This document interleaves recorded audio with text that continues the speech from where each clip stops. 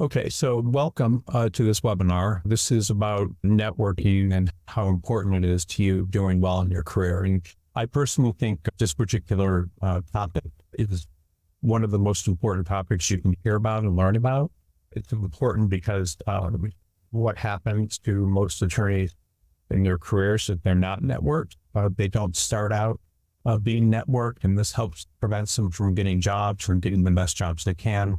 And they do not stay networked when they're practicing law, which means they're unable to get positions when they need them, and they're also unable to get clients. And so if you learn about networking, which you will today, I'm going to teach you everything I know about networking I've learned in 25 years, you will be extremely successful. You will be successful in anything that you do, and you do not need to go to the best law schools to network. You do not need to even have a degree in the United States to become Morgan alum or something to network. You don't need to be anything special. And in fact, a lot of the best attorneys from the largest firms and so forth are often the most importantly networked in their careers, and because they don't have to learn the networking skills. So these are huge skills. They can really change the direction of your life and your career if you understand them.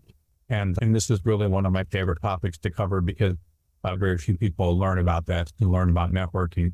And it's sad, actually, by the way, because what happens to a lot of attorneys is they go through their career working for other people. When they want to have move jobs, it's very difficult for them.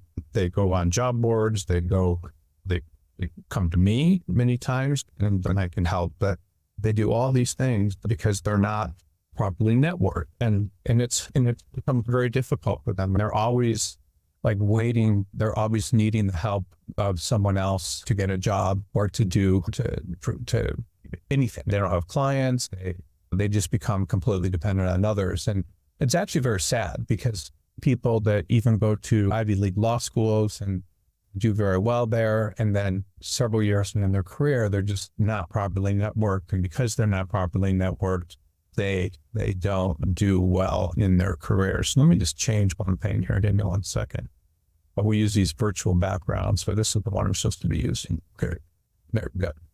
Okay, so I'll start with the webinar and the topic, but I just want you to know that this is beyond important. It's something that will enable you to keep your career going. It will help you start your career. It will make you successful in generating business.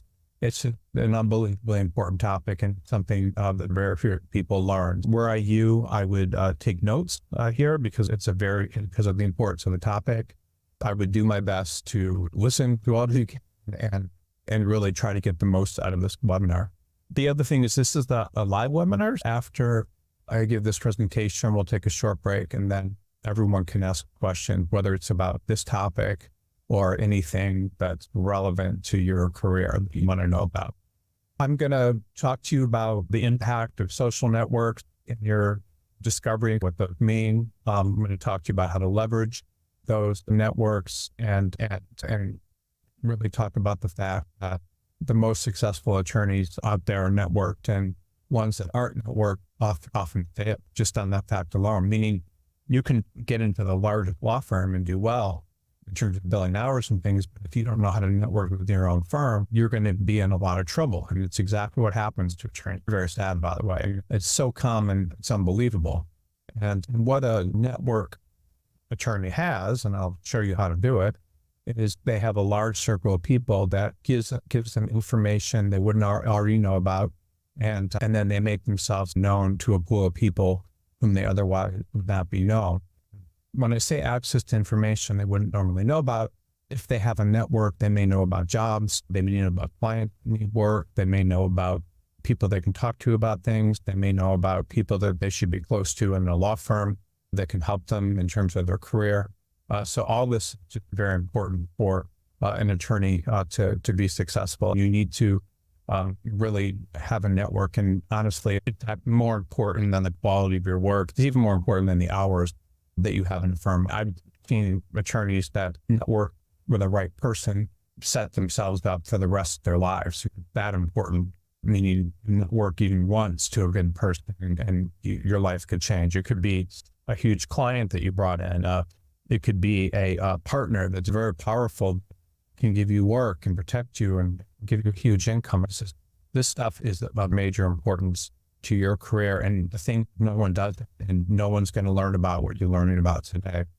And when you're networked, you have information about jobs. You can know if your firm's in trouble and you need to leave, or if it's growing and you can just promote you. If there's things that are happening in the legal market that you didn't know about, clients or business, they can give to your firm. And all this and more is essential to your success as an attorney. These networks are just massively important. You can, the stuff you can learn from them would blow your mind. I was thinking just now, went to this event a few weeks ago where I met in a dinner with a Navy SEAL and his family. And when people are networked, they learn about all sorts of stuff that you wouldn't normally know about. He was saying that, anyway, there's information about things you couldn't even imagine, people doing things very interesting. And if you're known to people that have that kind of information, because there always are people going around and talking about different types of information. If you're known to those people,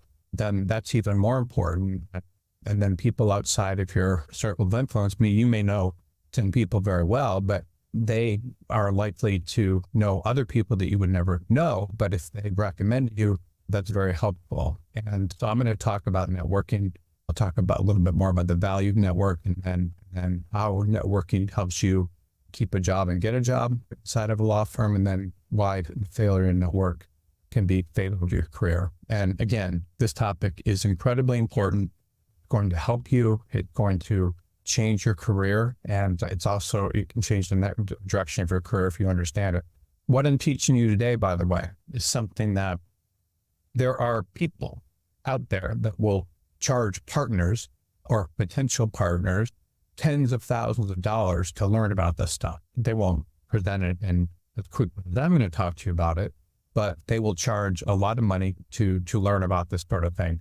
And so what you're learning today is something that people may pay tens of thousands of dollars to learn. And because it's important for me to tell people about the sort of stuff, I have sat in those classes, even though I'm not an attorney. And this talks about, I am an attorney, I'm sorry, but I'm not currently working in a law firm trying to get business.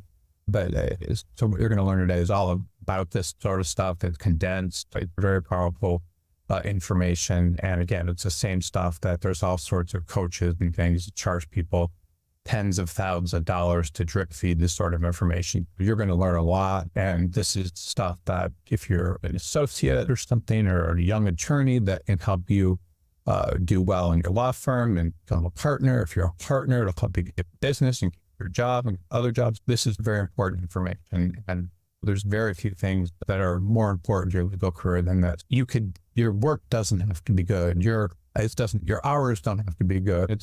I'm not saying that none of that stuff matters, but I'm saying this is almost more important than anything in terms of your income and potential that it could be. So the first thing I'll talk about is networking and how you can find jobs if you want to work in a law firm. This information, of course, would also be applicable to people that are trying to find jobs in-house or wherever, but it's very helpful for finding jobs inside of law firms. So the first thing is that most people learn about jobs from people other than their close friends.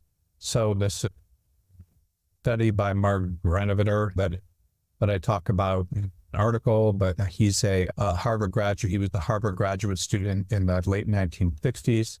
He wrote a book that's pretty cool. It's called Getting a Job, The Study of Contacts and Careers. It's obviously an old book, but it's a very good book. And maybe something, if you are interested in watching this sort of thing, that you maybe would like to read. It's a very good book that tells you how contacts work. And what he found is that most people, when they get jobs, they find out about these jobs through their personal contacts and not advertisements as detailed in his book. Meaning, you may be going and using job boards. You certainly can use all of the methods that I talked to you about, own a job board. You can use a recruiter to try to find jobs if you want. You can do all sorts of things to try to find a job, but ultimately, what you need to understand is that most of your peers are finding jobs through personal contact, meaning they're making contacts with people. They're not using advertisements, in fact, they're not even using recruiters. So I certainly get a lot of people jobs as a recruiter, but at the same time, it's something that in terms of how it works, this is how most people are finding about jobs. They're finding out about them through their personal contact. And that's still the case. My job as a recruiter, of course, is to help people, introduce them to people to my contacts. But at the same time, if people have personal contacts, it often goes a much longer way, because anybody that's recommended by someone someone they know is obviously more trusted than someone that's not. So in his study, he interviewed 282 technical, managerial, and professional workers, and he found out that 56% of those people got jobs for personal contacts, but only 17% of those people got jobs through close friends. And typically the person that referred them to the jobs was an acquaintance and not a close friend. Close friends, a lot of times people will say, when I'm working with them, well, my best friend works in this law firm and I send them a resume, can get me a job, or send her my resume. And honestly, that's often not the case. Do people get jobs, but they typically get them through acquaintances, not close friends. And so an acquaintance could be someone that a close friend knows, that you've met, something like that, but it's typically not your closest friend to get you jobs. And what this talks about is that you really need to figure out how to broaden the network beyond your immediate social circles, meaning the people that are one thing, but the people that they know are more important, and acquaintances can often provide better information, job leads than your friends may have access to. You may know 50 acquaintances and have 3 or 4 close friends. Those acquaintances are much more likely to help you get a job. And it's very important to understand what are acquaintances. Acquaintances are people that are tangentially or other people. These people are more likely to be a source of a job. So think about your own network, friends, and then think about acquaintances and people that you may not be close to, but are people that may have information. And if you have 5 friends, and those people have 5 friends or 10 friends, each of them that you may know or be an acquaintance, those are the people that are most likely to get jobs and do well. And so very important. I've seen time and time again, people that get business are very good at cultivating relationships with acquaintances and all sorts of things. And so very important. So the importance of networking your legal career. I wanted to just tell you about a very well-known attorney, actually John Quinn, the founder of Quinn Emanuel.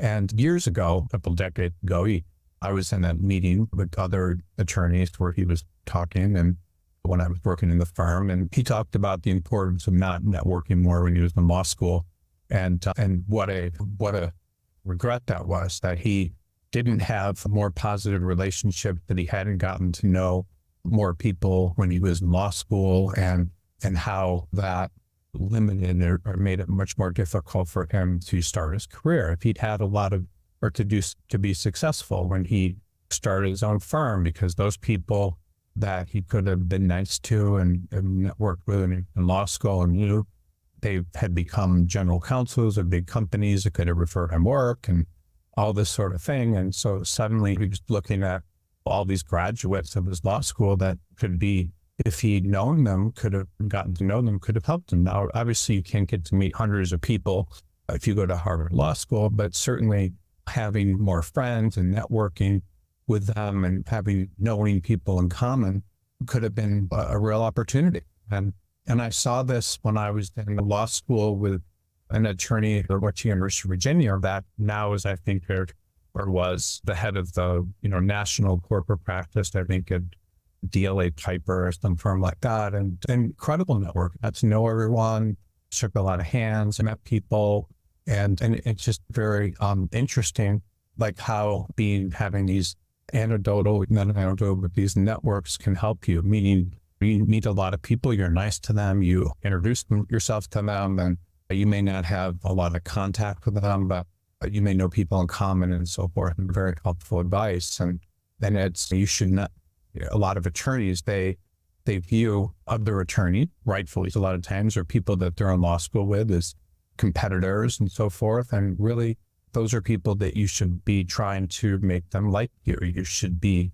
almost like a politician, and you should get to know people and at least be familiar to them, because they are going to be regardless of where you went to law school, there are going to be opportunities for networking, jobs, and all sorts of things when you need them to be, because they will be in law firms that have opportunities. They will be in companies that have opportunities. They will be in government offices that have opportunities. And these networks are much more powerful than certainly a recruiter in many cases. A recruiter knows about all these jobs and so forth, but these networks are something that can just change the course of your career and your life. And I've seen it time and time again. And I've seen people without networking that do well. And so you need to get to know people. You need to introduce yourself to people. You need to figure out ways to be known and for people to know you. The more people that know you, the better. Simple networking. Networking does not have to be all that difficult. It's you don't have to go do a ton of stuff, but you have to be known to people and you have to go out there and become familiar. And I'll talk to you a little bit more about how to do that today, but it's very important, just getting to know people and networking. So large law firms, there's an emphasis on billable hours. In all law firms, when you're a young attorney, you're essentially brought in there because they want you to be a workhorse. I mean, the money, to bill hours, they want you to do work for them, and they want you to do all the work. And so that's what people think. They think into a law firm, that's the most important thing, that they just work hard. And of course, hard work is important, but even beyond that, networking, I believe, just as important. One of the most successful attorneys in Los Angeles that I know, and I told this story before, but he has a giant book of business. I believe the last time he moved firms, he got a $7 million base with the potential for an additional $5 million in bonus. So this is the kind of money you can make in a law firm. You can be paid a $7 million base, and you can be assured of a $5 million bonus if you hit certain topics. And so there is a lot of money out there. Like, network people do all sorts of things. They become presidents of the United States, or they become head of giant companies, and they become very successful partners in law firms. This is all within your reach, regardless of who you think you are. A highly networked attorney could become the most successful personal injury attorney in the country, the most successful immigration attorney. All this is huge. I know one of the most successful immigration attorneys I know makes millions of dollars a year, and incredibly never came out of law school without a job and just decided to start doing immigration. And now it's just being flown around to Switzerland and these, never, just Malta. Incredible how successful you can become when you're networked. And what I'm talking about here is the attorney that I'm telling you that got the $7 million base and $5 million of his most real. This is what you can do as an attorney if you're networked. I just want everyone to understand the potential that networking gives. I know personal injury attorneys that personally, because they're in that make tens of millions of dollars a year. And they settle these huge, and they didn't go to good law schools, and they didn't do well there. And another thing is very interesting. I was talking the other day, I met this person, an attorney that was doing work for me on my, it doesn't matter what he was doing, but he was a very well-known corporate related type attorney, trusted estates and so forth. But he used to be a tenured professor at Syracuse Law School, where Biden went. And he said that, I don't know how he got this information, but of course, I guess people there would be interested in this information. He said that Biden was dead last in his law school class, meaning not just last, no question, he was last. And so how does someone that is last in their class, law school, not even a great law school, how did they become a good law school? My cousin went there and worked at Sherman and Sterling. I'm not being saying things about it, but how does someone like that become president of the United States from nowhere? How does Barack Obama become president of the United States? How does Bill Clinton become president of the United States? This is all because of networking.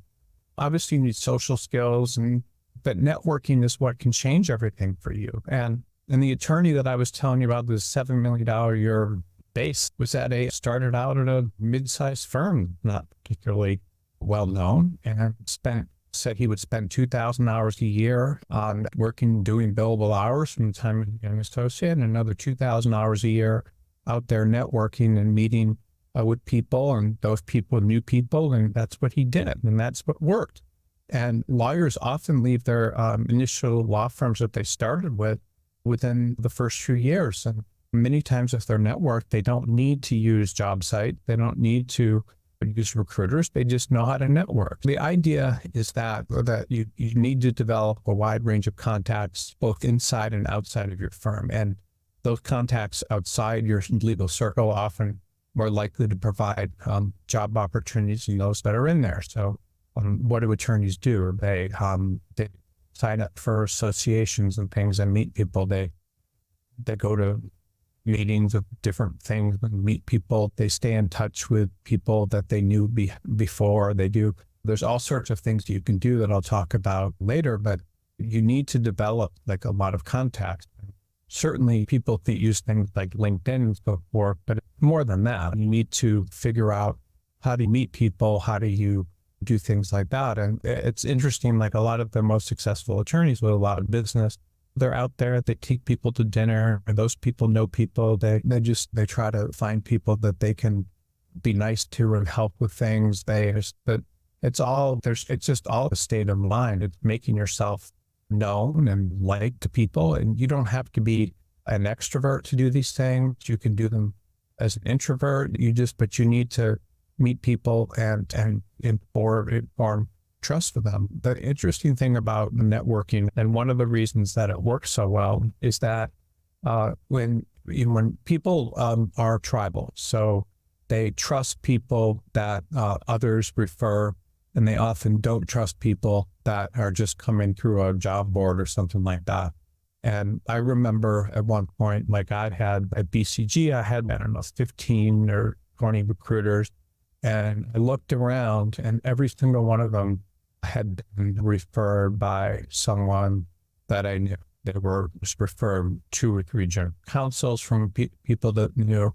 I was referred almost every recruiter from someone that knew someone else. And it wasn't just like getting referred a recruiter from another recruiter. It might have been like having a relationship with a law firm and them recruiting, sending people over and that sort of thing. Meaning they know this person that could be good. So it always was recommendations like that. And the thing is, when people come through people that know people, they trust them more. If you're referred to a firm by someone that knows you, that's going to be more likely to trust you. And deep down, just to back up in terms of the way people think, people are tribal. When people were in tribes, they used to be in tribes, that groups of people, like 30, I think is what the number was. I could be wrong, but it was something along those lines. And then, so they were very untrustworthy about other people that came in because they could take their resources, take their women, take their men, or whatever. And so they were very not trustworthy about bringing people in, but they could bring people in if they were recommended, for example. So they want to be very careful, and people that come in are almost always networked. It's talking about the most successful attorneys and how they're networked. When I call the most successful attorney, just about talking about opportunities, they are very open and receptive to calls. I could call any of the most successful attorneys in Los Angeles or New York that have the largest books of business, and they will pick up the call and they will talk to me and ask me questions, network and so forth. But if I pick up the phone and I call like a young associate about a job or something, the young associate is more likely to get off the phone, hang up, say they're not interested and that sort of thing, and be rude, which is not the right thing to do because your recruiter has information. And the most successful attorneys call them, and they may be in the top 40 lawyers under 40 or America's top trial lawyers and so forth. And those people will talk. They will want to know what you have to say, and they will ask you questions, and they will network with that information, and they will learn information from you that they may use to get business or to hire other attorneys. And so they're very open. They're just not mad to get your calls. Now, sometimes they will say in the middle of something, could you give me a call back? And they'll give it time. But most of the time, the most successful attorneys are actually open to talking to recruiters and getting information. It's extremely interesting. And when you contrast that to younger associates that often are much harder to get interested in different opportunity. The most successful attorneys, I believe, that are recognized by the media and their peers are often because of their networking skills. The networking skills and being trusted by potential clients and referred to people is often much more important than their legal expertise. And attorneys on these lists are generally very open to discussing opportunity, even if they're satisfied with their current position. They just want to know who's hiring, find out who's hiring. They maybe think that they may know that, oh, this person must have a lot of business. There must be something going on that is very good. And they can learn information. They can learn people are hiring, why they may be hiring, why that a very good thing. They can learn all this sort of stuff. And often attorneys on these lists are open to discussing opportunities, even if they're satisfied. They just want to network, and they network everywhere they go. They collect information. They learn about things, and it helps them. And so networking, if you're looking for a job when you're well networked, it increases your visibility and opportunities, and it makes a huge difference. And a good attorney will network with recruiters to learn information, and a good attorney who's networked will make themselves better known. People will say positive things about them, and people will know who they are, and that makes a massive difference. So you can also get a lot of media recognition. I know an attorney that I speak to almost every day about in a group I'm at. He's on the news several times a week, giving as a commentator about legal matters on Fox and Court TVs and all these things. And it's all because he was able to network himself into that position. And then that also helps him. And a lot of very competent attorneys are often unrecognized because they're not networked, and it keeps their careers nowhere. They lose jobs, and they're unable to get new ones. They're unable to get jobs. They're unable to bring in business, and that hurts them. And they just don't have any sort of network. They put their heads down and work, but that's it. If an attorney networks extensively, that's how they're going to learn about job openings. They're going to learn about these contacts that are outside their immediate social circles, and they're more likely to get those sorts of jobs. One other thing I wanted to talk about real briefly that to me is very interesting. I have attorneys all the time that I get jobs for, and they're often good jobs, and meaning that they're with good firms, they pay well, they're in the person's practice area. And then often those same attorneys may get a job with a friend's firm where, the friend, it's a smaller firm, the work's not as important, that doesn't pay as much. But many times, often I would say at least 60 to 70% of the time, when this occurs, the person will always take the job with their friend's firm or their acquaintance's firm. And I think a lot of that has to do about being in a position where they feel like they can trust the employer because of that network more than they may go into a firm that's not part of their network. So people feel much safer when they're network. So this is the meat and bones of a lot. We'll start talking about how to network. I can explain the importance, but this is about how to networking and how you do it. When you network for jobs, you need to be very interested in these opportunities. You need to, and it requires you to be proactive and work on your reputation. So you want people, when you network and your reputation, you want to be perceived positively by people, meaning you go into different social circles and people think positively of you. You're meeting people and they think highly of you for much different ways. It means you need to get outside often your immediate social circle. Then you can use PR strategies, which I'll talk about, but it requires that you be as active as possible in different types of cities and communities. In a smaller community, it's important to make personal connections. It's important in all types of ways to do it. I'll talk to you a little bit now about how networks work in different practice areas. One practice area that's very interesting to me has always been bankruptcy attorneys. So I remember they're a very close group. The thing about bankruptcy is that it goes through ups and downs. Firms keep people employed even though they don't have a lot of work. But people very rarely, bankruptcy attorneys, at least at large law firms, very rarely even use recruiters because that particular group of attorneys in most cities is very well networked. And what tends to happen with bankruptcy attorneys, they all network. They network very well. They have there's groups of them in every city, and they just share information. And then when one person leaves a firm, they can refer, if they leave to go on to raise children or something, they'll refer someone in that group. And if there's a new job, everyone will learn about the job and they'll share that information with each other. And it's just a very close-knit group of people. They all network together very well. And some of them don't network. Some of them do network. But the ones that network are always the ones that are most likely, or that are always getting positioned. They're able to stay employed because of those networks, and they kind of network within their practice area very well. So these sorts of things and groups are important. If you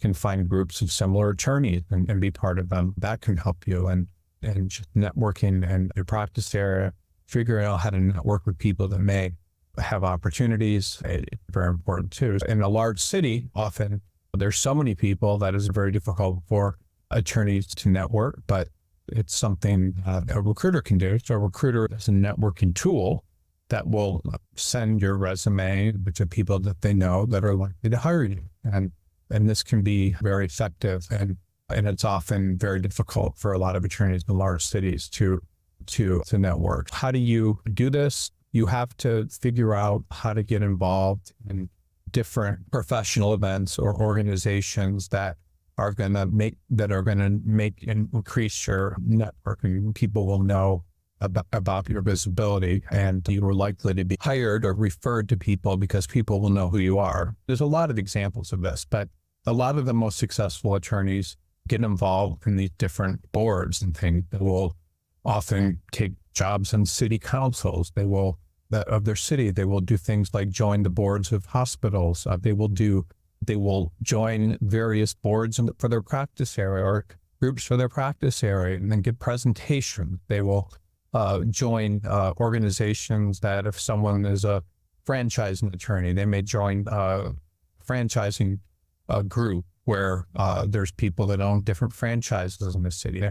There's all sorts of things, that anything that you can think of that you enjoy or you could do or get involved in is always going to increase your visibility, because you want people saying, this person's an attorney, I know them, and it's very effective. And you should start this very young, but you should do it throughout your career, because this is what the most successful attorneys do. They're building all sorts of relationships. They're building it with their existing clients, meaning they're getting to know them personally and staying in touch. Even if you're working for a client, you're doing good work and showing them that. And then you're meeting people within your practice area. And it doesn't really have to be anything. I remember when I was practicing law, there was this really stupid case. It was about representing a hospital, and the hospital was being sued. And then the firm I was at, that's no longer in existence, Dewey Valentine, was defending this hospital, doesn't matter what the name of it, and spending incredible amounts of money to defend them. And the only reason this firm brought in the client was there was an attorney that lived in this kind of small city in LA, where this hospital was, and he was on the board and sat there on the board. And one time when the firm needed someone to represent them, they thought of that person. The interesting thing about the attorney I mentioned earlier, who had this large book of business, that making $7 million a year and so forth, is in a business group with a recruiter. And so the recruiter, when this attorney didn't like the last firm that he moved him, and the attorney liked the firm before that he moved him. So these networks can be incredibly, and moving an attorney with a $7 million book of business is a 7-figure fee for recruiters. These are major things that can happen to you when you're networked, and just networking through a business group where you're around like-minded people. It's very interesting how powerful these networks are. So you need to get out there and try to find things you're interested in. Even if you're interested in something really dumb, say you're not dumb, but say you're interested in fly fishing, you go out and you meet people doing that. You have to be seen in the legal community. You have to be seen in the non-legal community.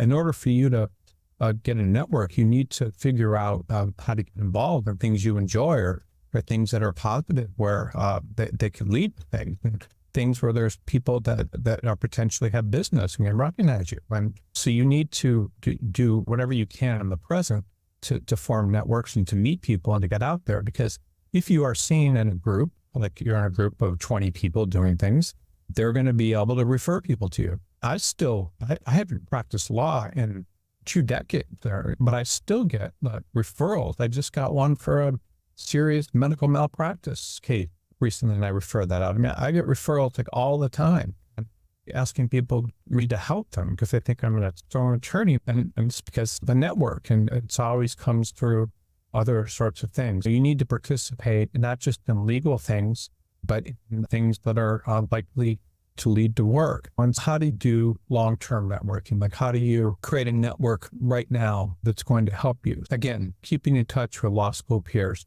I know people that I knew in the past that call me once a year to see how I'm doing. And they just call me and they see how I'm doing. I know other people in the legal community call people once a year to wish them a happy birthday.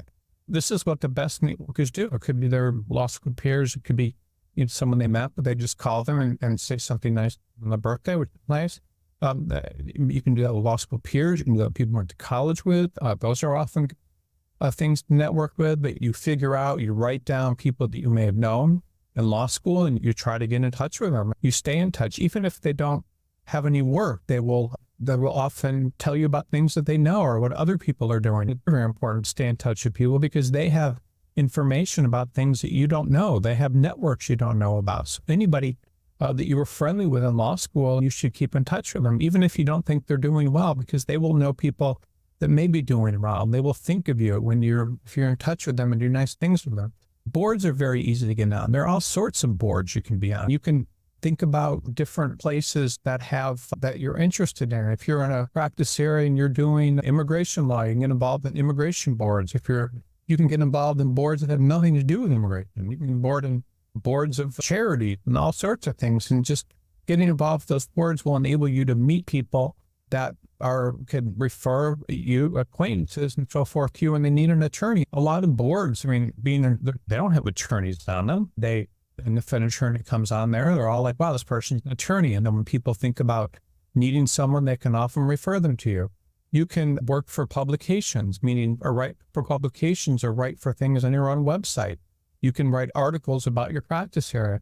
I've had the time in the past, I've actually found attorneys to work for me, to take cases for mine, because I'd searched for articles about something, and they were the only ones that I found that potentially could do it. That knew about it. So writing articles, if you're in a practice area, like you're doing, I don't know, mergers for companies that make electric bikes, I don't know, just something like that. Whatever it is, if you find some sort of niche that you become familiar with, you can write a bunch of articles about it and people will find those. And then if they need someone like that, they will contact you. You can get involved in various causes that you're interested in, and those people will know people. It doesn't matter if you're a Democrat or a Republican or a whatever, independent or something. It doesn't matter really what you're interested in, and getting involved in the political groups you're interested in. All of these things, if you're there over time, it means, and you're nice to people, it means that you have all of these people that are potentially representing you, that are interested in you, and it will help you, and it's very powerful. And it's not just about finding immediate job opportunities, but it's also about building long-term relationships, and those long-term relationships will offer you benefits over time. So you want to develop long-term relationships. You want people to think of you. It's not just in the immediate. So a lot of times when people need a job, they're like, oh, I need a job. And they just get on a website or whatever and look for one and call recruiters. But and of course the recruiters can help you and the websites can help you. But what if you had a network where you could 50 people you knew, or 10 people that knew, each knew 10 people. You had all those people just out there knowing that you needed something, or maybe they want to hire you as their in-house counsel. I remember when I was an attorney and I was considered looking for a job and I wanted to go in-house was one option I was considering. I had an interview set up with someone that owned a giant trading company. And it was just through a friend of mine that represented that trading company as an attorney. So all these things can happen. So you need to write down, what am I interested in? And what kind of groups would that enable me to? What niche can I write articles about and make sure that I look like I'm good at, or give presentations? You could even make YouTube videos if you're interested in the practice area or something. And what can you do to increase your network and the people out there that know who you are instead of just in your immediate law firm. Think about it. If you're just inside your immediate law firm and that's your network, that's probably not a good idea because they may have an opinion of you that's positive or negative or neutral. And you're just networking with those people, with other attorneys you may be competitive with. This isn't the smartest thing. Now, what I'm saying, you should get along with everyone you can. Be nice, be seen, do things that are positive for the firm and develop networks because those people will go somewhere else. But at the same time, you definitely need something way outside your law firm where your skills could be valuable and where people will think of you when things come up or refer business to you, which is even more common. So this is how recruiters will work for you. I'm not selling recruiting business here, but I'm just telling you how it tends to work with recruiters and what they do. They're essentially people that are helping you network into jobs. They're effective. They have effective networking tools for both candidates and law firm and the firms. And there's a perception many times that they make just introductions for a fee, and when their actual role is creating opportunities for attorneys. Here's what recruiters do. I'm just telling you this because it's a form of networking.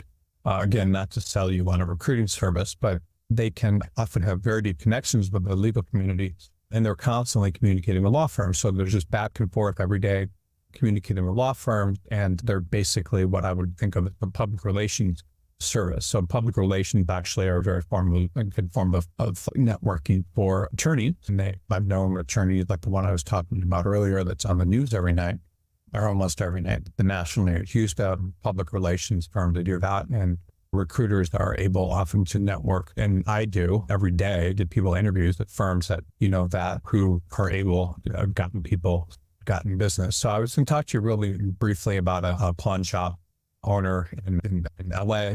And it's interesting, this particular guy, his name is Yossi. I know him very well, or I used to. He had a pawn shop. He came over from Israel and without any money and started this pawn shop in Beverly Hills, and not a lot was happening with it. And he decided that he needed someone to raise his profile so people knew about him. And there was a very famous public relations person in LA that was considered like the absolute best public relations person. And so he went, and she did, of course, public relations for movie stars and things like that, and was very expensive in how they sought out. And he wanted her to represent him, and her people said no, that she wouldn't do it. And why did you represent a guy from Israel pawn shop? Beverly Hills, and then he kept calling and stuff, and then eventually he decided to go right there, and he said, "I want to see her and talk to her," and they said no. And so he sat down and waited an entire day, and then the next day came, and he was still sitting there. He came in the morning, sat there, and he did this for 3 or 4 days, and then eventually she decided to talk to him. He said he would do anything for her to help him and represent him, and use her network to help him. And she said, okay, and then started getting articles about him and so forth in the LA Times, national articles talking about him. And he's, saying that his shop represented people that, movie stars and famous people that needed money that would sell him their Rolexes and their cars and things. And it was very interesting. And so he actually became a very well-known pawn shop owner. Actually, now he has, he had a show called Beverly Hills Pawn or something like that. And his business exploded and became very successful. And so this is the sort of thing that can happen when you're networked and you have people supporting you, and that you have networks and you're known to a lot of people, and his business, of course, took off where you got a television show and everything. So this is the same thing that recruiters can do with people's careers. They can use their network to get people jobs. And every day I get 5, or sometimes it's only 2, sometimes it's usually like 5, 6, 7, 8 people, interviews with firms that they never would have even thought of in their legal careers. And we're able to get them these interviews. And a lot of recruiting firms are actually struggling, and they don't do well because their inability to network people properly. And really it depends on the ability of the recruiters to find people and then network them into the right law firms. I'm just talking about this because I'm showing you how networking works. And if a recruiter believes in you, like the Beverly Hills pawn guy, they can do the same thing. If someone wants a job, and the recruiter's good, and people believe they're instructors, they say they can actually get jobs. And so what does a recruiter do to enhance your network? So what a good recruiter does is they have certain jobs they learn about, which you would be good at. So they have access to lots of information. Like we have at BCG, probably right now, 30 or 40 people that are doing nothing but finding jobs and getting them from employers. In addition to that, we're contacting firms that may be very strong in a practice area, firms that have interviewed people from us, or firms that have interviewed people through other sources that we learn about. And so all of this information is useful. And we're using a huge network that we've developed over 2 decades of information that can help you a great deal when you're searching for a job. So all these things can definitely help you get a position if you're working with a good recruiter, because the recruiter has a huge network. And if you come to BCG, you're taking advantage of that network, as opposed to a smaller recruiter who might not have as much of a network, but may have a very high quality network locally, or something with some firms where they know people very well. So all of that information can help you a great deal when you're looking for a position. A lot of people will do their best to network beyond recruiters, and you can, creating a personal network regardless of what you're doing. You certainly don't need a recruiter to do it, but it can help you. It can play an essential role in your career. And it's very important when you're in law school. It's very important when you're trying to work in different parts of the country, or when you're working anywhere. It's actually one of the most important possible ways to get a position. One of the things that I recommend is using networks, that we have. For example, you can find Law Crossing, you can find jobs that are advertised elsewhere. LinkedIn advertising things that people pay to advertise, Law Crossing doesn't. But getting to know, or trying to establish a network with a lot of different firms. One of the ways to network many times is just to contact as many law firms as you can in your practice areas. One of the things that I've seen happen and been very successful at in my career is, if you are in any market, regardless of the size market you're in, you can reach out to every law firm that could do what you do in that city and apply to them and tell them you're interested in talking to them and seeing if they have anything. And then many times those firms will just talk to you to be nice. And if they don't even have jobs, they may call you. And then sometimes those firms may talk to you about someone that they know says needs you.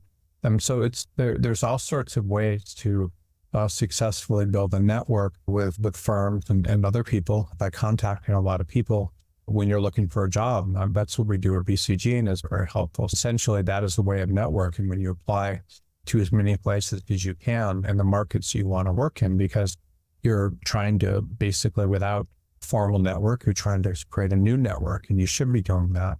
And then again, any professional activity you possibly can get involved in your practice area or where you live, it's going to be very helpful. I recommend getting involved in things that don't necessarily work. It's not necessarily a legal network. You can learn information from different legal networks, but you're more likely to make traction when you try to get into networks, people that could use your work. So I'm in, a business network, and almost several times a week, people are saying, I need this type of attorney. And people then will throw around names of different attorneys and law firms and stuff. But it's always people that they know, and they're always excited to people that they know. When you're in any law firm, and the way to protect your job is to be networked, and you need to be, in any employer, you need to be internally networked in a strong way, because if you are, people will protect you, and you're not invisible. And so that's very important. If you don't have that network, you could be in trouble. The quality of your network in a law firm will determine pretty much your success. If you have no network and you're just working, that may work, but to be successful and to stay there over time, to become successful and keep your job and to advance, you need to have internal supporters. And And so if you don't have that, you could be, it can be difficult. Many times an attorney will do work for someone and they may not like their work and they have problems with them. And if that attorney doesn't have anybody step up for them and help them, because every attorney makes mistakes, if they don't have a network of people, that can be very serious because they may never be able to get work from others and so forth again. So it's very important. What can protect you from other people, it can make you aware of the internal dynamics of what's going on in the firm, meaning you understand who's in power, who's out, who they should be friends with and get a network with, who they cannot be, who can refer them work, who's bringing them work. Well, all those sorts of things are very important. And if you're isolated, which most attorneys actually are that are associates and so forth in law firms, and they believe that not understanding this information, talking to people is not something they should do. Not knowing that information can often hurt you. So what does that mean? So you will know of, if you're well networked, you will know of associates that are in trouble. You will know of partners in trouble, partners that are doing well. You will know all sorts of things about dynamics between different attorneys, who's having affairs, all this sort of thing you'll know. And that's very helpful because it enables you to navigate the politics and so forth that are going on in a firm. And this is very important. Wherever you are, you need to be aware of information and who's in power and who's not. And even to the extent like very well networked associates will know that this associate is very close to this partner and that partner is very powerful. If I upset this associate, that may hurt me as well. So this is the kind of thing that attorneys do. And you need to, obviously, when you're networking, be very careful. Don't say anything bad about people. Don't get involved in romance and things like that.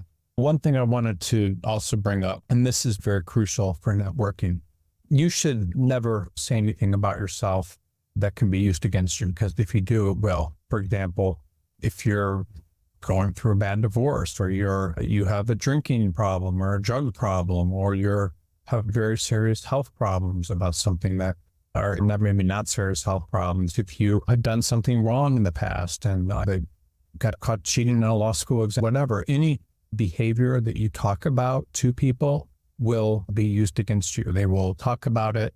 They will do anything that they can. They will make that well known to other people. So that's what happens. You have to be very careful. So assume that anything that you tell anybody in confidence will be used against you. So that's just very important for networking. And that doesn't mean that you're putting a nail in your coffin by letting people know negative information. Sometimes they're actually cool and so forth, but you need to be very careful and assume that anything that you tell anyone in your firm will get out to other people and will be used against you. This network that you do inside of your law firm will teach you a lot. It'll teach you the partners you should be working for. It will teach you who's got the power, who you should be close to. It will teach you who has work. It will teach you what networks those people are part of and how that can help. It's going to teach you all sorts of things that you normally wouldn't get otherwise, and it aids in your job security if you're doing that. And it positions you for advancement by being very well informed. And make no mistake about it, the attorneys that end up getting ahead in most law firms are well networked, and that's how they do it. They do it because they understand what's going on. I've spoken to so many attorneys that when they become senior attorneys and they're up for partner, they've only worked with one partner that may not have any business and get their work from someone else, or they work for someone that doesn't have, maybe they work for an income partner their whole career, a bunch of income partners, and they've never put themselves in a position where they're being well known to the people that have power in the firm. I've seen even firms that know the power of networking. It might be like a New York firm in Texas, and the people that become senior associates and are expected to travel to New York and stay in a hotel and work there a week per month because they need to be networked with the decision makers who potentially can make them partner in the main office. And so all of these networks are just very important. When you have a good network, it aids in your job security, it helps you with advancement, and it's incredibly important. If you don't have a network within your firm, you need to develop one. And the other thing that happens too, so say you leave your firm that network, those people also are going to leave firms, and you can stay in touch with them, and they will provide you information, and they will help you. Anytime you have people in your own firm, you need to be nice to those people. You need to get a good reputation with them. You need to, network with the people that are working in your own firm. And if you do that, it's very helpful, and it makes a huge difference. So anything that you're doing, like if you're in your firm, you're networking. If you're in law school, you're networking. When you're in your firm, you're going out and figuring out how to network with people outside of your firm. Many times people will, if you look at me, I post articles on LinkedIn, different sites and things, and videos, and that's a form of networking. Our company does zero advertising. And that's because of networks. And then you impress the people you are working with. All of these things, like ways to network and things, are incredibly important. And you need to think of your entire career as a networking tool. I can't emphasize this enough. Any attorney that's well networked is always protected. They're always going to learn about different types of work. They're always going to be in a really good situation. That I think I've told this before on webinars, but I'll tell it again. Bill Clinton, from the time he was in law school to even becoming president and even thereafter, used to have these note cards. They used to be the little tiny note cards that were lined.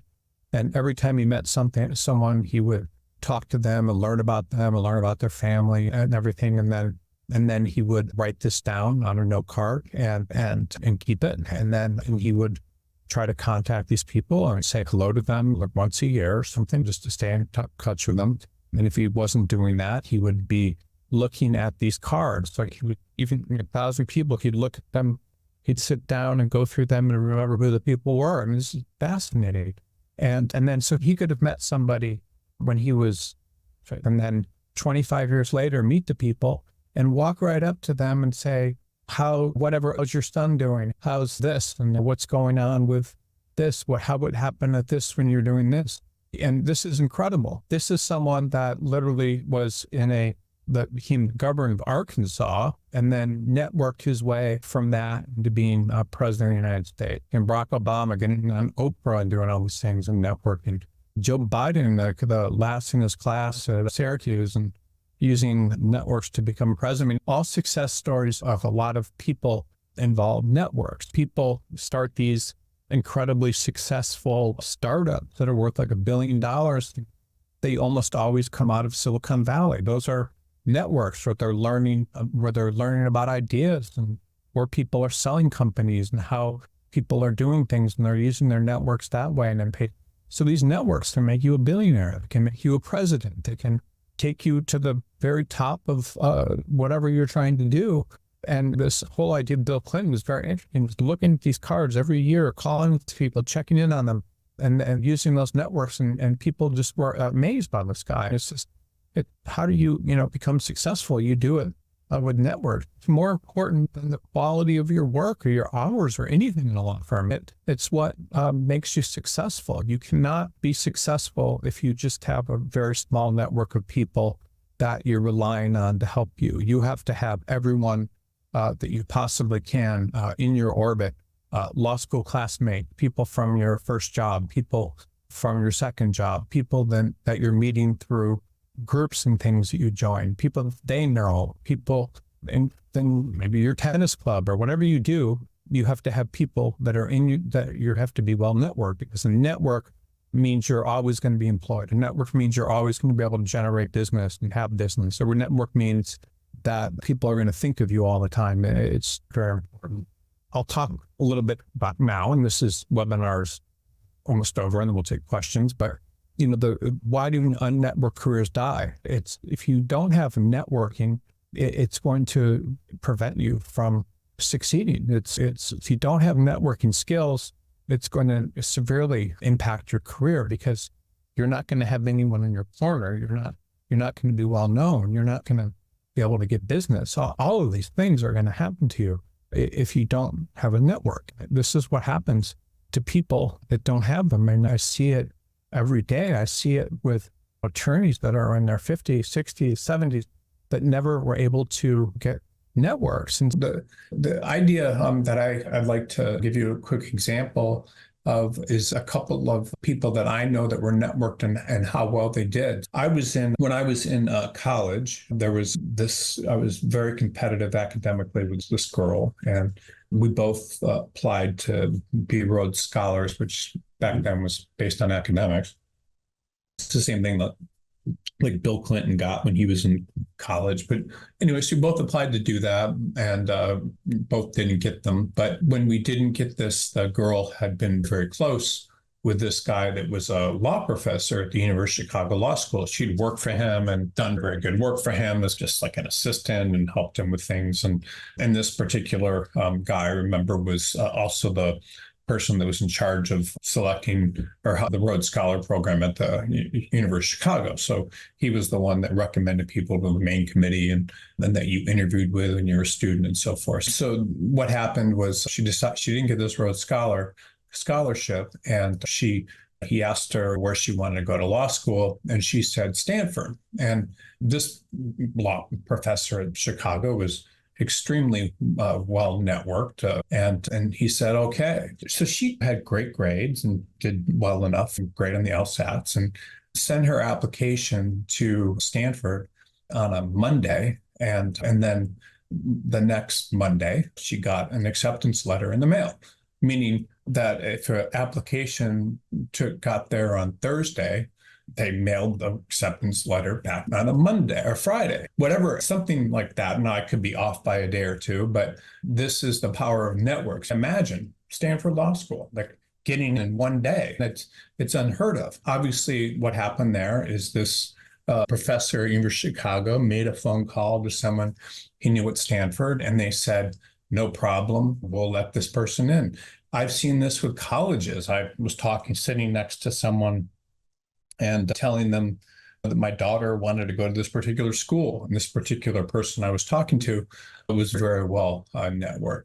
And I said, it's very hard to get into and this stuff. And he said, not necessarily. I know people on the board of governors that I could recommend. And I would never take advantage of that kind of network, but that's what happens. So you could get into schools because you're recommended by someone. I've seen people get into colleges and law schools and so forth. I don't want to give these examples, but numerous examples that I've seen throughout the years based on networks, getting into top colleges. And I don't know about things like Harvard, but lots of people getting into schools based on these networks, because it's very difficult if you're applying to some law schools with lots of people coming in that all look the same.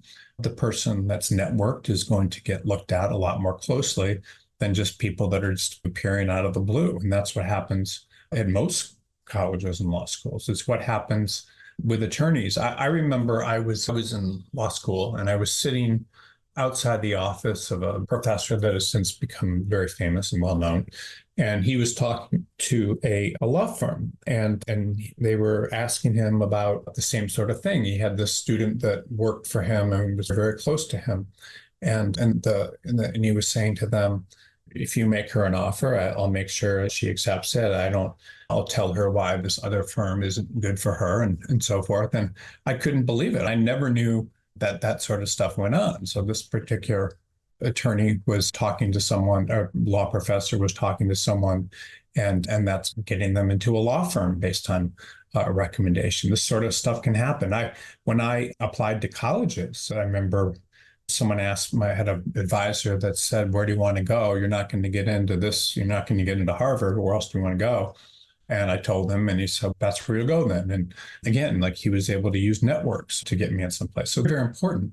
And these networks can get you into law schools. They can get you jobs. Even when you're in law school, they can do all sorts of things. I remember when I hired an attorney once from UCLA that had graduated there, and the law school was like 50 or 60 resumes they could have given me, and they gave me one person that they liked, and they talked about why they're the best choice and so forth. And that was interesting. If you network, and I'm telling you a lot about network, and I want you to understand how it can help you get jobs, how it can help you get business, how it can help you stay employed in firms, how it can help you basically become partner in law firms, how you can become rich networking, how you can do all these things. It's extremely important. When you're well networked in a law firm, if you're just doing work for one person and the work slows down, there's not really much they can do. But if you're networked with a lot of people in your law firm and all the people in your practice area and people, management committee and all these things, you're going to be much less likely to let go. And the most successful attorneys and most law firms, they make a point of doing their best to network with all the other attorneys there. They're trying to do what they can to network. So it's extremely important that you do what you can and watch other attorneys. They will go to every firm event they can. They'll be visible and people will like them. And so it's very important that you do whatever you can to network within your law firm, to meet people, to be visible, to be liked, all of these things. And one of the things that I see that's very sad is that attorneys do. And I talk to people like this every day. I'm sorry, I'm putting my hand over my eyes. It's upsetting that go to firms and move around and think, oh, I'm just going to go to the place where I make the most money. Or I don't like this firm because there's a couple people. Every firm you go into, you should be like a positive force, a positive person, like someone that lifts people up, someone that respects the management, someone that is likable, someone that people remember and think positively of. Because people will always, every legal community, regardless of the city, I mean, even from New York, there was a legal community of patent attorneys, there's a community of and people ask people if they know each other and they refer, you're always going to be known wherever you go.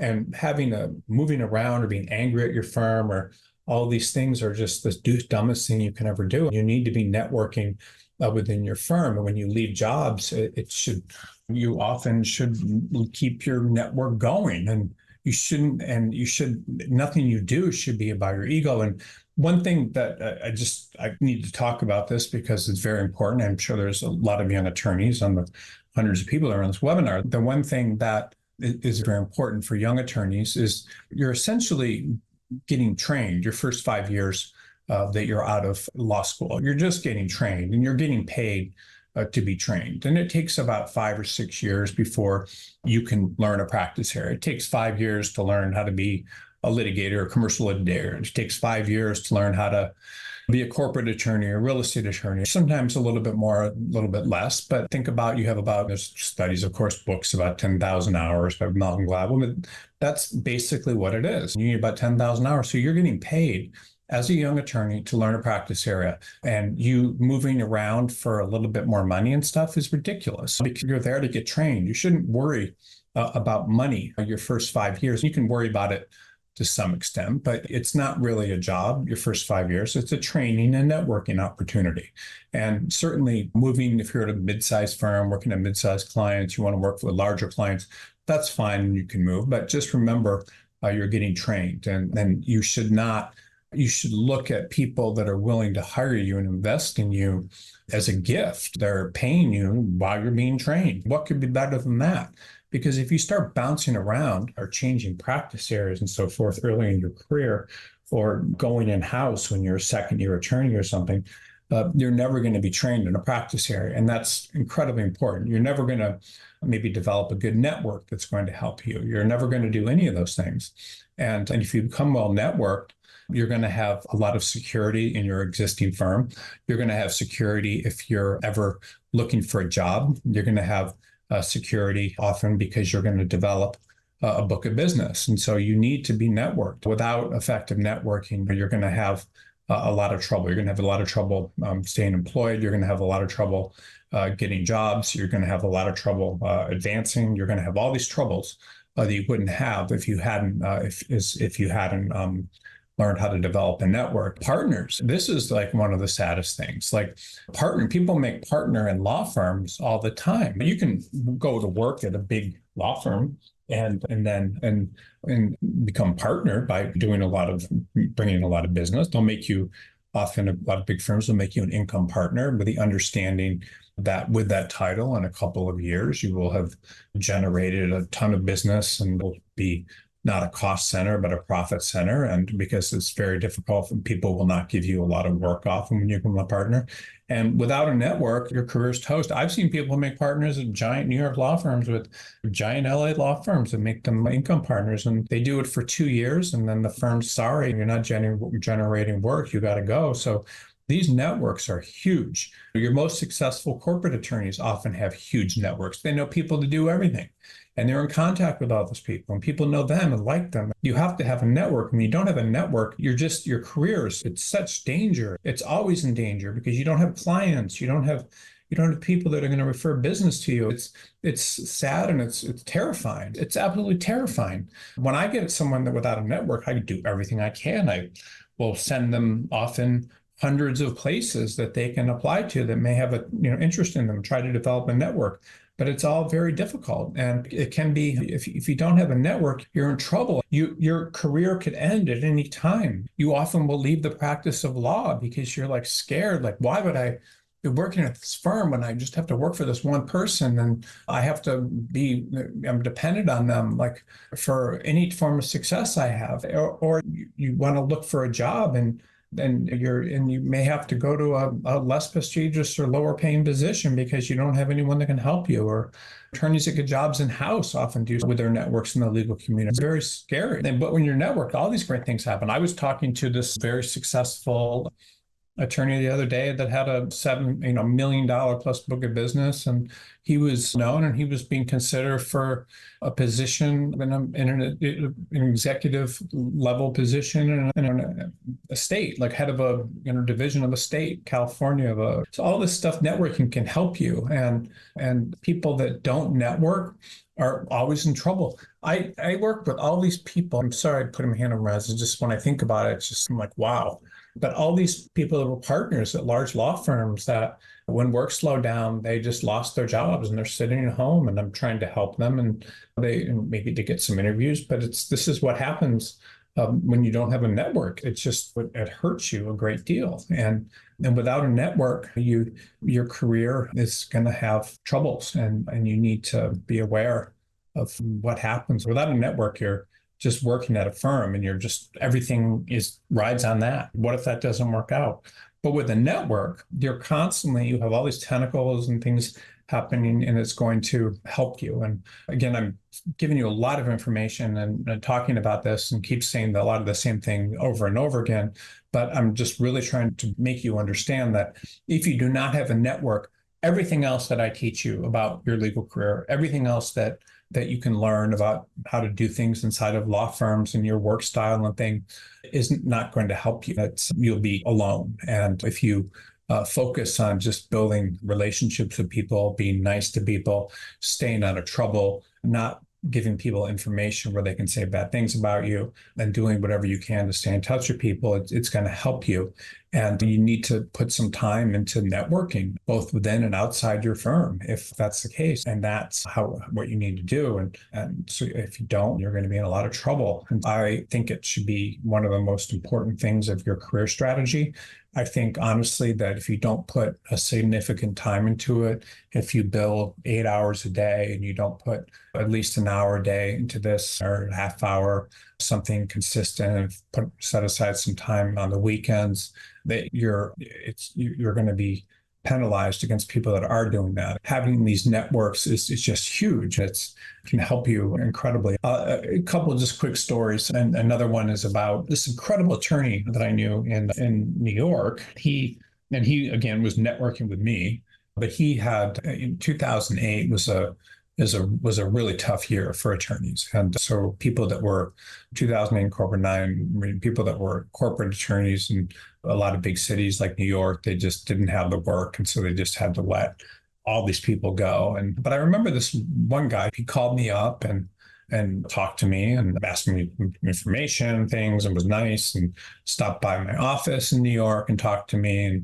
and kind of exchange information. And then in addition to calling me and so forth, he also had this huge network of people. So every day he was going out and meeting with a couple of people. This guy was maybe a fifth-year corporate associate, going out and meeting with a couple of people, partners in big law firms, all this stuff. And then a short while, that's what he was doing. I was like, what are you doing? And I found it fascinating. In a short while, he was able to get jobs in big firms and multiple jobs when all these firms were letting people go. They gave him, he was doing corporate securities, and they allowed him to help with restructuring is because he had this huge network. And it's just amazing and he was very likable, like personable, made an effort to get out and know people, made an effort to get out and know me. He called me up and wanted to come meet me. And I don't think I actually ever sent him to a job. He just was networking. Very important. You can do things anywhere when you network. And if you know how to do it and you make it a priority, then you're going to do well. And what I've told you about today are just some things and places you can network, but you do need to make it a big priority and build it into to what you're doing. You do not need to have a super outgoing personality to do it. You need to interact with people that you're comfortable with. Everybody's comfortable with people. You might want to be part of a video game club. I don't care. Anywhere that you can go, that people know you're an attorney and what you do, and maintaining those networks throughout your career and building upon them and meeting people. And it's something that you should be doing from the time you're in law school all through retirement until you're retired. Yeah, I don't care. You might like, again, playing tennis or being part of a softball league or whatever it is. You need to figure out what you can do to build networks and to be seen instead of just sitting at a desk all day. You need to be seen. So if I do a presentation or something, I will make sure it's seen, whether, where it is. If I network, if someone applies to work at BCG, I will do my best to send them useful information and network. Networking is really the most important thing. And it's not emphasized, and law schools are there to teach you about different subjects and to prepare you somewhat for the bar. Law firms are there when you're a young attorney to use your enthusiasm for work to build a lot of hours and to get a lot of first grunt work and then more sophisticated work done for their clients. And they can make money off your hours. So that's what a law firm is concerned about. They're not concerned about you networking. And I'll tell you why, because they can hire attorneys with business from other firms. If they need you to do work, they're not interested in helping you network because they want to make money off your billable hours. Now, are there law firms that will help you network and show you how to do it? Absolutely. There are. Do most law firms give you or reimburse you for client entertaining and that sort of thing? Yes, of course there are. So it's not to say that law firms are not interested in having you network, but their priority is having you do work. Law school's priorities are having you do work. So this missing piece that gets you business, that makes you secure, that makes you get jobs, or helps you get jobs in any economy, is networking and nothing else. And so this is like 50% of your freaking career. This is like something that everybody's missing. It's 50%. So this 50% of your legal career, you need to do. I mean, you need to be networking, because if you don't, that's 50% of your legal career. Now, are you doing 10% of it? Are you doing 20%? I mean, whatever the percentage is, you need to set aside time to do it. You need to figure out how to build it in to your structure somehow, because if you do, it's going to have huge rewards. When I say huge rewards, you can basically, one good networking thing can help you, can change your entire life. Like, I've known attorneys that brought in one client that suddenly is billing, $20-30 million a year, and they just got it through some random, contacts. I remember one woman I was talking to in New York, and she was not New York, I'm sorry, Chicago, and she was at a big firm as a senior associate, and just went out to these networking groups, part of a group for attorneys of a certain race. And she went and she met the general counsel of one of the largest companies in the United States. He was there and part of this ethnic group of attorneys, and referred her. And she was a senior associate looking for a job. Like, I was working with her and hired her to be the attorney. So she brought in this huge client. The client was doing tens of millions of dollars in business. So all of a sudden, this woman becomes like an equity partner a year later at this giant law firm that she was at. And that's a life-changing event. I knew another attorney, it was funny, in Los Angeles that got one giant client and built up an entire law firm of 50 people 50 attorneys all servicing this one client. And so it changed his life, of course. And then he wasn't a very nice person. Like he ripped me off one time but anyway, but then eventually he pissed off the client, and the client walked and the firm imploded. But these sorts of things, I know someone that personally that lost his job at a firm in Hong Kong, and but was very well networked within the firm he lost the job from. They referred him to a position in St. Thomas or one of these Virgin type places.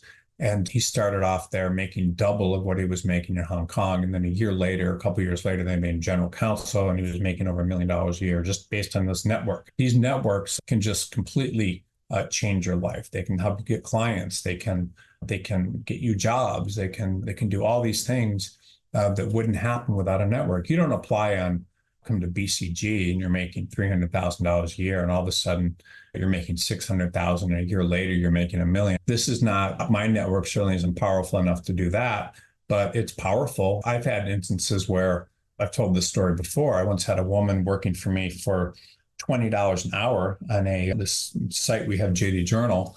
And I found out she'd worked at this giant New York law firm. And I said, wow, you should be looking for a job. And I was just so stressed. And I was like, why don't I try to find you a position? And so I sent her to some firms in California where I knew people. And this one firm were a recruiter of ours that had died.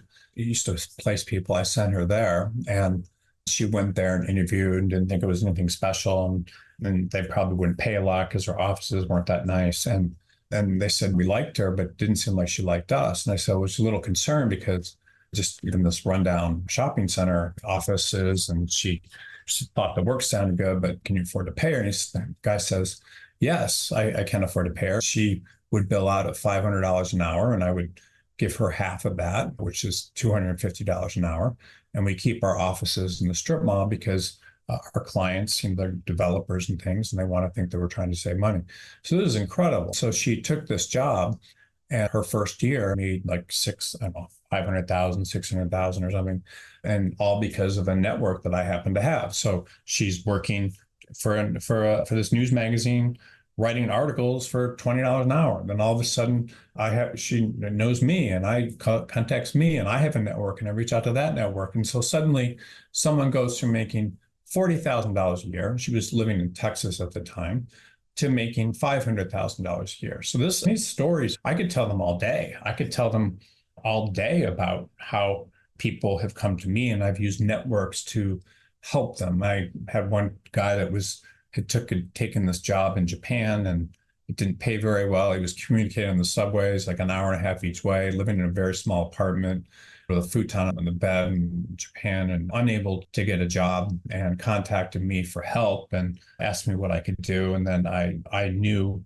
through a recruiter of mine, knew a partner in a big law firm that was a hiring partner of that law firm, and told me that he was going to Japan. When I heard that, I said, would he talk to my candidate? And he said, sure, I'll meet him. So I set up a meeting with this guy in Japan. The guy in Japan, I don't know how he got this job, because he wasn't the greatest attorney he'd been doing.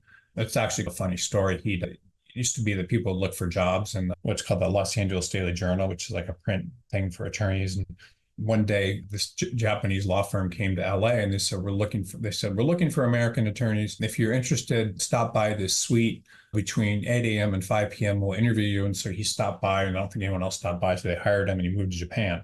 Very funny story. But anyway, so once he was there, he was stuck. Like, he couldn't find any jobs in the US. And so I used my network and sent this hiring partner to meet with him in Tokyo in a bar. And then he said, great, I liked him. And then they brought him back to LA and interviewed him, and he ended up getting a job. But without that network, nothing would have happened. So networks are just huge. It's so freaking important. I can tell stories all day long about the power of networks. And I have more stories about networks being successful than I have people just randomly applying to firms. Like me using my networks to give people jobs, but just people using networks in general. It's just so important, and just can be so life-changing. It's only through these networks, these huge books of business, these referrals after referrals. I remember when I started the practice of law, I had someone that was an acquaintance of mine that had started this company in San Francisco that became very big fast. Just was a huge success story. And he'd started the company almost right out of college. And the few years after he finished college, or was in college, he started it. And then by the time I graduated from law school, I'd become this company that needed help with leases and agreements with employees, agreements with companies and things. And so all of a sudden, this guy called me, and I'm getting just from his network someone I stayed in touch with just randomly, not talking to like maybe once or twice a year, just how I was doing. So all of a sudden, this guy started referring me all this business, and I was like, wow. And I was doing it at this firm where I was, doing work for him, and it's probably at least $100,000 a year in business. And then he referred me another client that was even bigger, and I started doing work for him. That was like another hundred and some $1,000s. And then I got other business from people he knew. So by the time I was like a third year associate, like I had a $300,000 book of business, which is unheard of. But it was all because of networks, and these networks and the way they work. And this is just how it works. Think of mine. I'm a clerk my first year of after law school. Then I worked at another firm, Quinn Manning, for a year. Then I'm at this other firm. And all of a sudden, I've got a $300,000 book of business. Think about that. That's awesome. Like I was making more money. I could have made more money on my own with that book than I would have at the firm. But think of what that would have meant. If I had kept that up as a third year associate, probably by a fifth year associate, I'd have $1.5 million book of business. And so this is very easy if you have networks. It can change your career, it can change your life, and you need these networks. But there's a lot of work in a law firm. What a lot of people will do is they'll just put their heads down and they'll work as hard as they can, and they won't really worry about networking so much, and they think that the work is all they need to do. But if that's all you ever do, that's all you'll ever have. No one's going to reward you. You're not going to have huge success in your career by just putting your head down and doing work. You're only going to have success if you're nice to people in your firm, if you get along with people, if you don't create trouble, if you network to the extent you can with the people. You go out and you have dinners and coffees, and then you talk to them, and then you learn information, and then you're networking outside of what you're doing and meeting people. And the nice thing about networking too is, you can take your wife or your husband or your significant other with you. Sometimes if you're having dinner with someone, you can make this fun, and you can think about going out. Maybe the firm will give you reimbursement. There's all these things you can do, and you just need to do it. And you need to make time for it. If you like to play sport, you can integrate that with it. If you like learning about or being part of a group an affinity group for your religion or for your race or your political leanings, you do all these things to get involved, then you should get involved in groups that you like. It doesn't have to be groups you don't like. And you should learn about firms. I remember when I was practicing law, like what a lot of these attorneys would do is they'd find out some associate has these contacts or something, and they would be like, let's have lunch. So they would go out to lunch with the attorney that had information, so they could try to get business from them. This is what the best attorneys do. And that was John Quinn, by the way. So John Quinn, I remember I was sitting next to an attorney, and the attorney had someone that had this matter that would cost a couple $100,000, and then this other thing. And so just suddenly John Quinn was taking him out to lunch. And so this is what happens. The best attorneys want to be around attorneys that have business. You have to do whatever you can to build a network. It's very important. And again, I've been talking to you guys girls for a long time about this, and I'm almost done. It's almost the last slide, but there's nothing that you possibly can do that's more important for your career than having a network. It will get you jobs. It will get you business. It will keep you employed. It will do really everything that you need to be successful. And you need to understand this is the one thing that no one teaches you. I'm teaching you right now. Hopefully, I will change your life and based on what you've learned today, because very few people learn about this stuff. And it's the one thing that you're not taught in law school. It's the one thing that law firms don't teach you. It's the one thing that makes the hugest difference, but no one does, and no one is taught that. Law school's job is to teach you how to think and how to think like a lawyer. That's it. And pass the bar exam. The job of a law firm when you're young, is to employ you and teach you practice here or whatever, and to hopefully make money off your hours. But your job is to create a network. Your job in law school is to create a network. Your job once you start your first job is to create a network. That's your job, but that's the job that no one talks about. And honestly, you can spend time networking within your law firm than doing externally, but that's what you need to do if you're going to be successful as a lawyer. It will get you jobs in-house. It will get you other jobs in-house. It will get you whatever you really want. Very important. I'm back. I'm going to pull up a Word document so I can answer. And by the way, this is a long webinar. Looks like everyone pretty much stay on the whole time. I mean, it's very important information. What you learn today can make a huge difference in your life if you really understand the importance of it. And honestly, no one does. Most attorneys never do. If I look at thousands of resumes, almost no one, very few people ever learn all this information. So it's pretty cool that you are today. So I congratulate you for learning all this information. Let me see. Okay.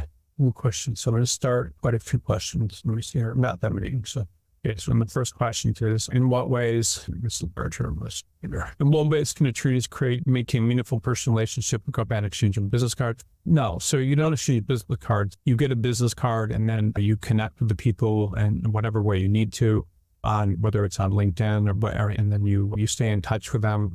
You take their email and you send them a message saying, it was nice meeting you. You learn about things that they might be interested in. Once you connect with them, sometimes you meet someone and they say that they're interested in such and such, or they're doing such and such. And so you forward things to them and become a source of someone that can help them. You learn about information that could help them. So one of the interesting things about a lot of attorneys that I know that have developed good books of business is when they meet people, they find things that they can do to help them. I don't know how to explain it, but maybe they meet someone that's working in a company and that person loses their job, but then they help them network into another job that they know about, working for one of their clients or something, and that person owes them something. So they always stay in touch with people, and they do their best to keep the connection alive, and they don't just look at someone as a business card, and they don't just try to get someone business from the person or a referral from the person right away. They build value so that value is reciprocated. And that is really the most important thing. Next question. I'm sorry. What role does mentorship play in attorney networking, and how can attorneys find and cultivate meaningful mentor relationships in their careers?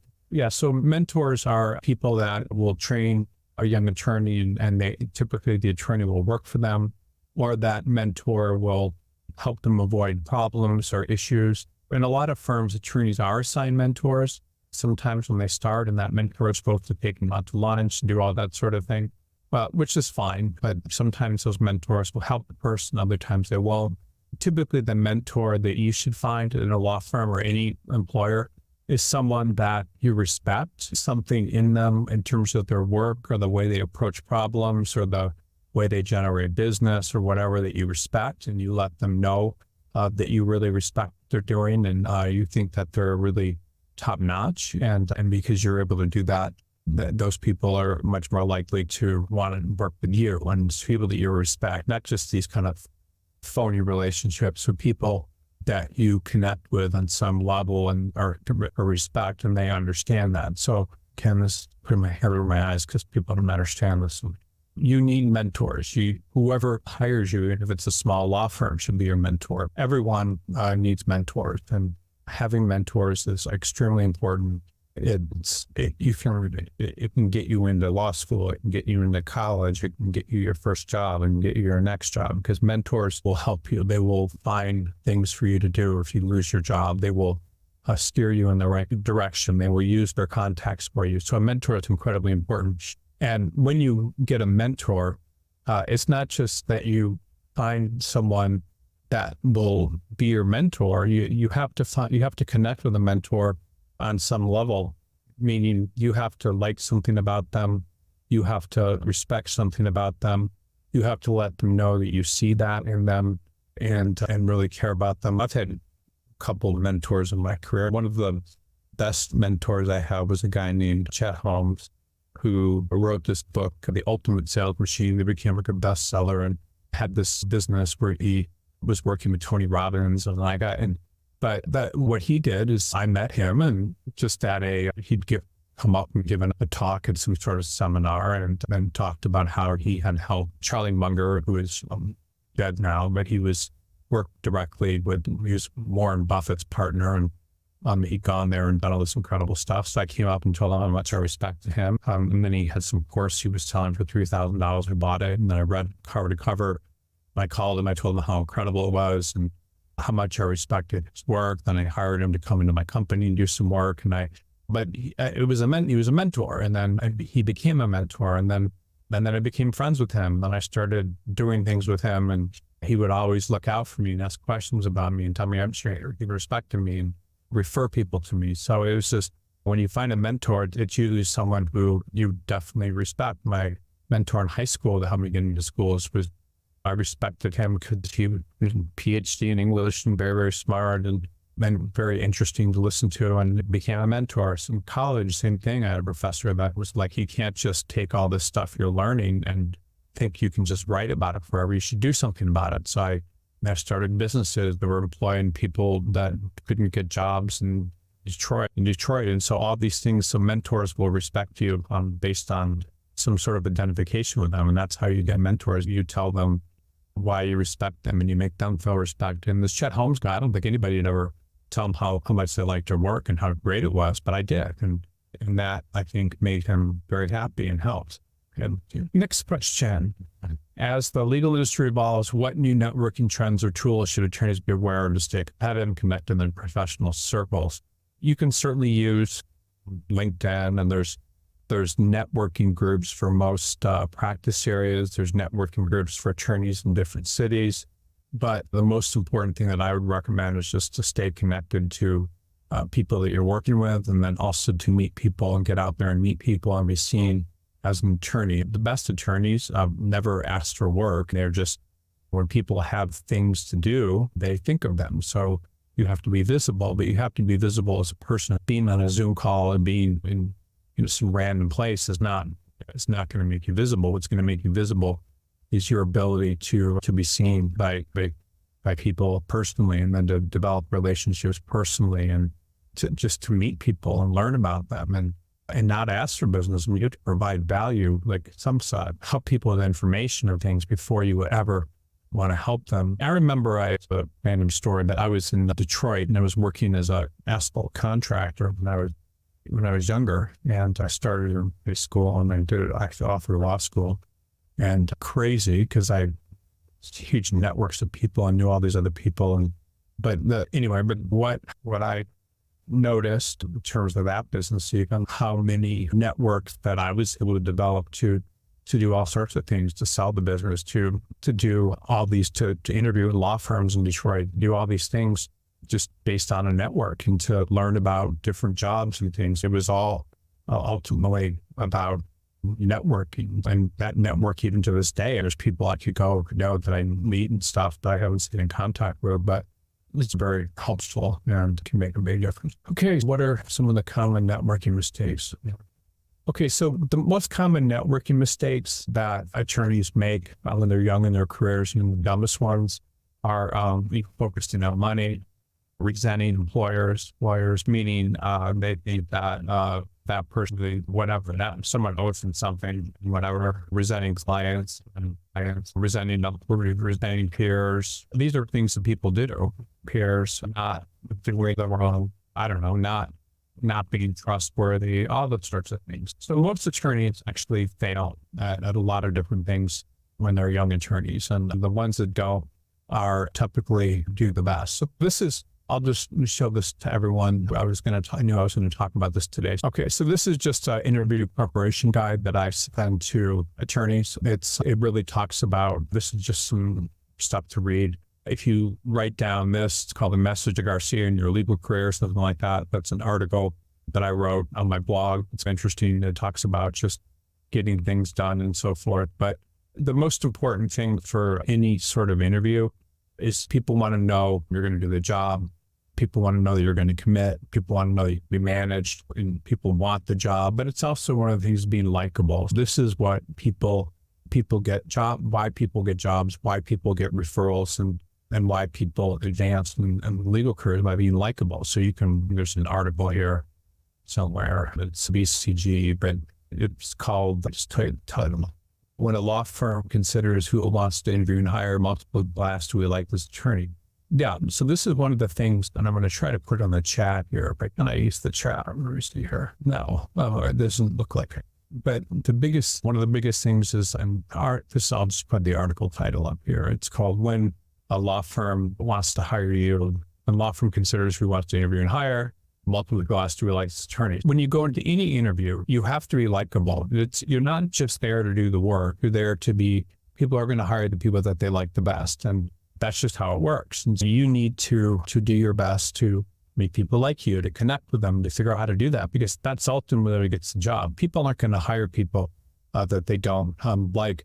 I had this experience. It was interesting. It was several years ago, and I was interviewing this woman, and I was doing a preparation to represent her to different firms. And I was talking to her, and I think she was in Detroit or something, or outside Detroit. And I was talking to her, and I was trying to ask her questions about her personal life. Meaning, do you like to play any sports? Nothing about why did you want to become an attorney and all that stuff. And she said, I don't need to answer the question. No one cares about that. They just care whether or not she had a pretty good background. She majored in electrical engineering. She said, I don't need to answer these questions. No one cares about it. All it is about me doing the work. But that's all the firms care about. And I was like, no, it's not. If I'm going to represent you, I need to make you personalize you. And law firms are going to want to hear that sort of information. She said, no, they don't. The only thing I need is to get the job, is to have the qualifications, and that's all they care about. And I got her. It was on the phone. I was like, can't work with you. I don't know why it is. I don't feel very comfortable about that, because you need to be personal. And she was unemployed too. She was unemployed and had been started off in a national firm, maybe in Chicago, and then moved to, I don't know, another smaller firm somewhere, and then had been unemployed for a while. And I was like, Jeff, something trails off. And I got off the phone. I just felt really weird. And I decided to look her up and see what was going on with her. Who was this person? And when I looked her up, there were just all these instances of her suing her former law firm, this big law firm, and losing, and with incredible basis, no basis in fact for this law firm being sued.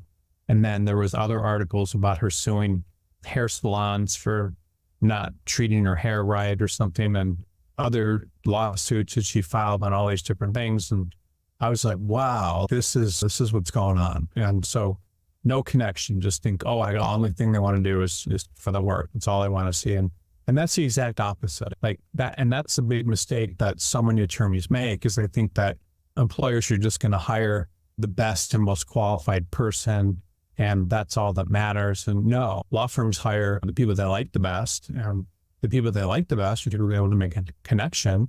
And the connection's even stronger if they're referred by someone. So everything is about connection, and that's what's missing.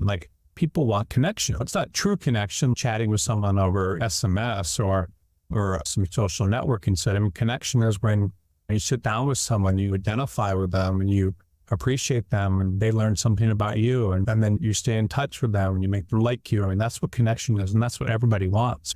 Most people feel disconnected. You go home, and you if you are not married, you sit in front of a television, and you go to work, or you read a book, and you go to work, and you feel everyone's competitive with you, and you're scared, and people are giving you work, and so everybody wants connection. Even partners want connection. Everybody wants connection. Some people use alcohol to go out and to connect with people, or drugs, or they self-medicate, or they go and they get pills for various things, and because they don't feel good and they're disconnected. But people feel good when they are connected. And connection is really the most important aspect of your career, because when you connect with people that are inside companies, you do well. I was talking to this guy a couple of days ago, and you're talking to him all week. I talk to him consistently, and he's this guy that he's young. He's been practicing for maybe 3 years, and it's a very interesting way to look at things. He's been practicing for maybe 3 or 4 years. He's done a series of these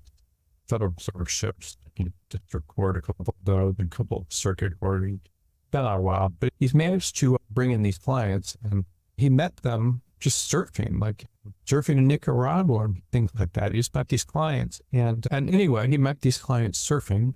They certainly don't even have the type of work that he does. He's a litigator and they have this type of corporate work. But he brought them in and to his firm, and he's referred them to other attorneys in his firm. And it's several of these people, like 3 or 4. And it brings in over $1 million a year. And he brought them in pretty quickly within just random surfing, meeting these people. And I asked him, how often do you tell these people? He said, I call them every week. And he's just calling these clients every week. And then he's calling these other people that he's met, just these potential clients. They're calling potential clients and talking to them every week. And this is what the best attorneys do.